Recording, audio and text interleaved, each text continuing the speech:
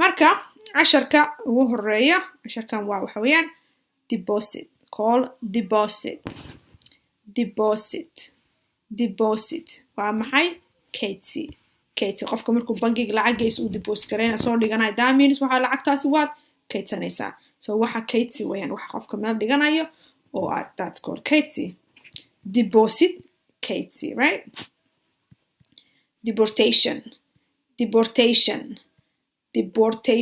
deportation waa maxay مسافر qofka markuu wadanka joogo laga ceyriyo laga bixiyo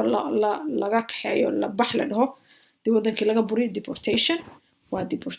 masaafurin depression waa maxay waa niyad jab qofka niyad ka jabo depression ayaa la dhahaa digestion this called depression digestion waa maxay waa dheefshiidka dheef waa raashinkii shiidna waa maxay jijabeen so it's dheefshiid right explosion waa qaraxa markii xamar waa arta markii bomka lasoo tiro boom oo qarxad is called explosion qarax explain sharxid ama qofka markaa wax u fasirtid u sharxisid explosion waa qarax explain sharxid ama fasirid sharxid express waa muujin sheegid express muujin qofka markuu waxa ka hadlo express gareeyo fish kalluunka ama malayga inta loo yaqaan malay ama kalluun first floor it's called a first ogtiin waa kowga floorna waa dhulka right so dabaqa koowaad Soomaali waa dabaqa koowaad first floor dabaqa koowaad friendship waa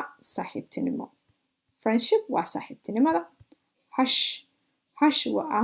aamus hush ilmaha markina hush in la dhahay aamus weeyaan masha Allah deposit waa kaydsi deportation waa masaafurin depression waa niyad jabid digestion dheefshiid explosion qarax explain sharxid fasirid express muujin sheegid fish kalluun malay first floor dabaqa koowaad friendship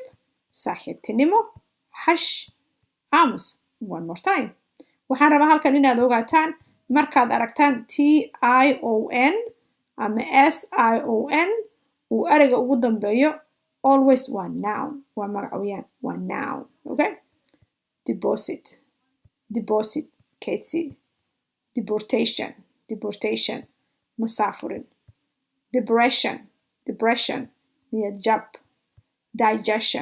digestion dheefshiid explosion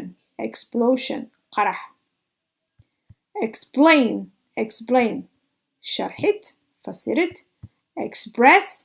express muujin sheegid fish kalluun malay first floor dabaqa koowaad friendship saaxiibtinimo hush waa aamus marka walaalahay khayr caafimaad baa idin rajeynaya insha Allah assalaamu calaykum waraxmatullahi wabarakatuh